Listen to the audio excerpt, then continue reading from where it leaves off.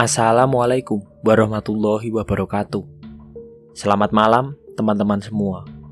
Kembali lagi kita bertemu di channel Bang Bets yang akan selalu menguak kisah, alur, dan kronologi suatu kejadian yang nyata ataupun hanya sebuah cerita, yang pasti selalu dalam bentuk cerita dengan ilustrasi bergambar. Kali ini Bang Bet akan menceritakan suatu kisah tentang proses evakuasi seorang juru kunci yang hingga akhir hayatnya ia tetap setia mengabdikan diri terhadap tugas-tugasnya. Ia adalah Mbah Marijan yang akhirnya gugur karena semburan awan panas Gunung Merapi pada tahun 2010.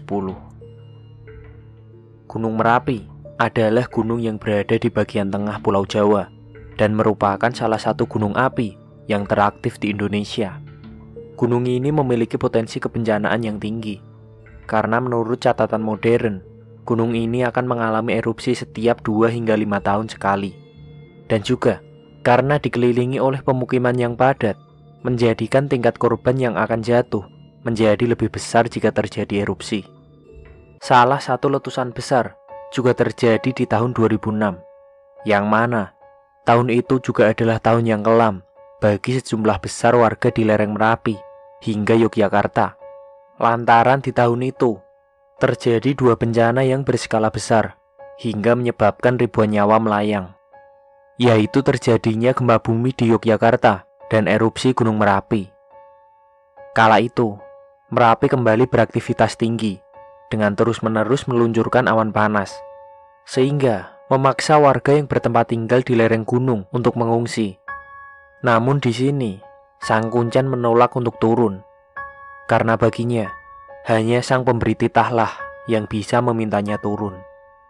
Letusan Merapi yang terjadi pada tahun 2006 ini telah menelan setidaknya 151 korban jiwa. Mbah Marijan memiliki nama asli Raden Ngabehi Suraksoharjo yang pada tahun 1982 diangkat oleh Sri Sultan Hamengkubuwono ke-9 untuk menjadi juru kunci di Gunung Merapi. Setelah 12 tahun lamanya, ia menjabat sebagai wakil juru kunci. Mbah Marijan lahir di Dusun Kinahrejo 5 Februari 1927. Ia tinggal dan menetap di sana. Mbah Marijan memiliki beberapa anak, yaitu Mbah Anjungan, Raden Ayu Surjuna, dan Raden Ayu Murjana. Sejak kejadian Gunung Merapi akan meletus tahun 2006, Mbah Marijan semakin terkenal karena faktor keberaniannya dan sempat menjadi bintang iklan suatu minuman berenergi. Mbah Marijan juga dinobatkan sebagai juru kunci yang handal karena kepintarannya dalam menganalisis Gunung Merapi. Pada tahun 2010, kembali lagi terjadi peningkatan status keamanan Gunung Merapi dari normal aktif menjadi waspada pada 21 Oktober 2010. Namun status waspada berganti menjadi siaga, dan selang 4 hari, status kembali meningkat menjadi awas.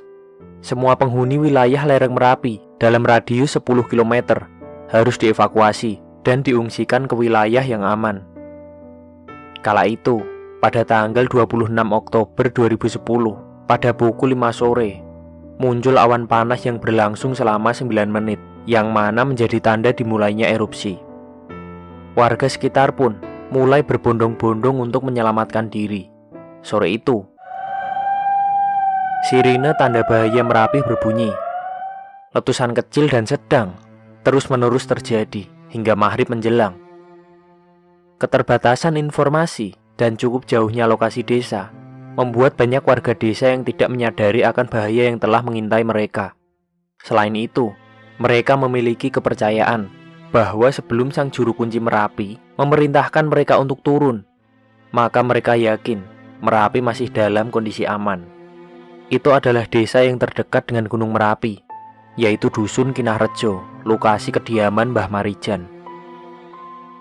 Ketika azan berkumandang, Mbah Marijan mengimami sholat di masjid yang terdapat di kampungnya. Ia bersama dengan penduduk yang lain tetap bertahan. Selain demi menjaga ternak, juga karena mereka memiliki kepercayaan bahwa belum saatnya untuk Merapi meletus. Kondisi kampung yang gelap dan Merapi yang terhalang awan membuat banyak warga desa tidak sadar akan ancaman letusan Merapi. Fokus pengungsian ada di Barak Umbul Harjo. Beberapa warga sudah dievakuasi ke sana. Sampai akhirnya, para relawan tersadar bahwa mereka belum mengevakuasi warga di desa Kinarrejo.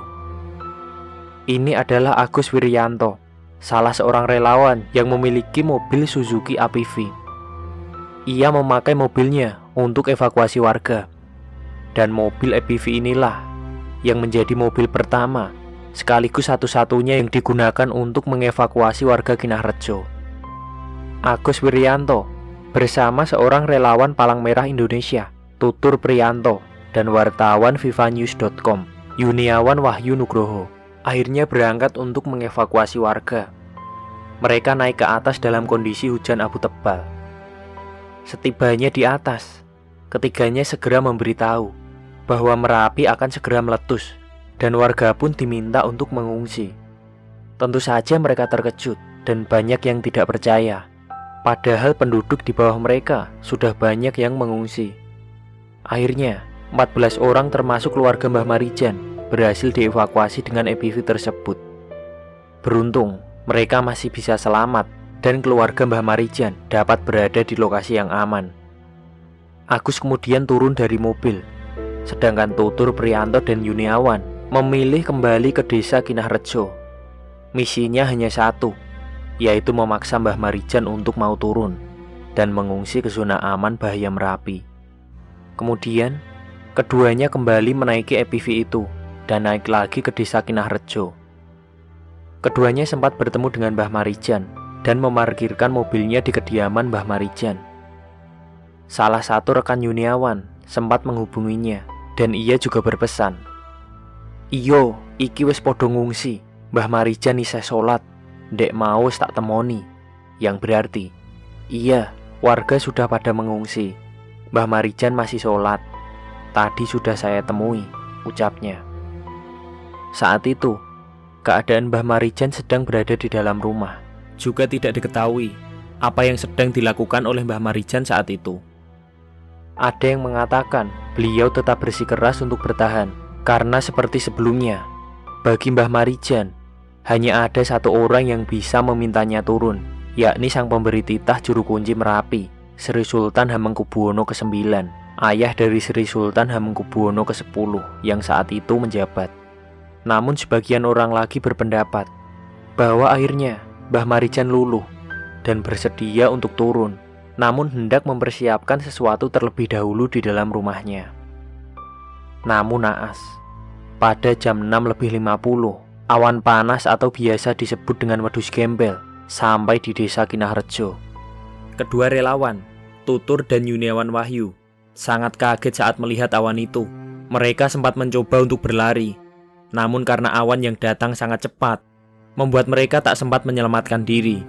Dua orang yang seharusnya menjadi penyelamat malah ikut menjadi korban panasnya Gunung Merapi.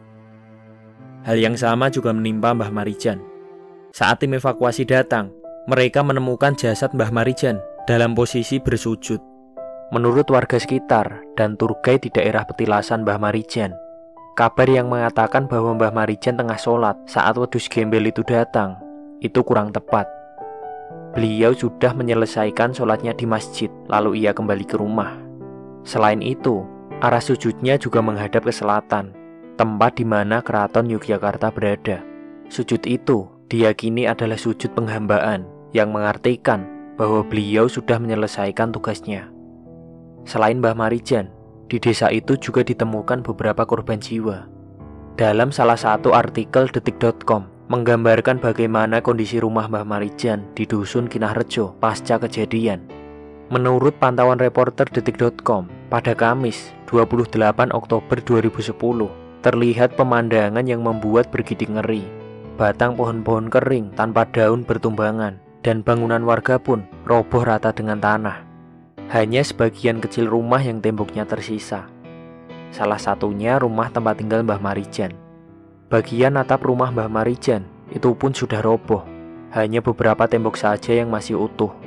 Saat memasuki ruang tamu, ada sebuah televisi 14 inch dalam kondisi meleleh. Kemudian dari ruang ini juga tampak dapur rumah sudah berserakan dengan piring-piring, baskom, dan panci. Semua peralatan dapur itu tertimbun pasir. Di belakang rumah Mbah Marijan, bahkan ada bangkai anak sapi dan ayam yang melepuh. Dan di depannya, ada sebuah mobil Suzuki EPV yang sudah dalam keadaan rusak parah dengan ban mobil yang melepuh.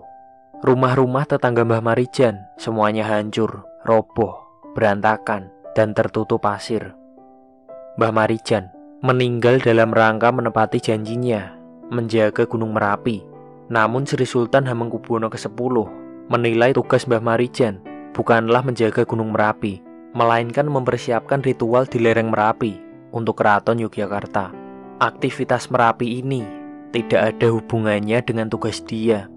Tugas juru kunci Merapi itu sebetulnya memimpin dan mempersiapkan acara ritual yang merupakan tradisi di sana, ujar Sri Sultan kepada wartawan usai menggelar koordinasi dengan jajaran Pemkan Sleman di posko utama penanggulangan bencana Merapi di kantor Kecamatan Pakem, Jalan Kaliurang, Sleman, Yogyakarta, pada Rabu 3 November 2010. Meski demikian, Sultan sangat mengapresiasi pendirian teguh dari Mbah Marijan yang enggan meninggalkan Gunung Merapi meski harus berakhir dengan kematian. Kini, wilayah itu hanya tersisa kenangan yang kini telah menjadi salah satu objek wisata di Gunung Merapi. Sekian cerita yang bisa Bang Bet ceritakan. Semoga video-video yang Bang Bet buat bisa menambah pengetahuan atau hanya menjadi sebatas hiburan untuk teman-teman semua. Silahkan tulis di kolom komentar jika ada kritik, saran, atau info yang belum Bang Bet sampaikan. Serta like jika kalian suka dengan video ini dan subscribe untuk terus mendukung dan mengetahui update video Bang Bet selanjutnya. Wassalamualaikum warahmatullahi wabarakatuh.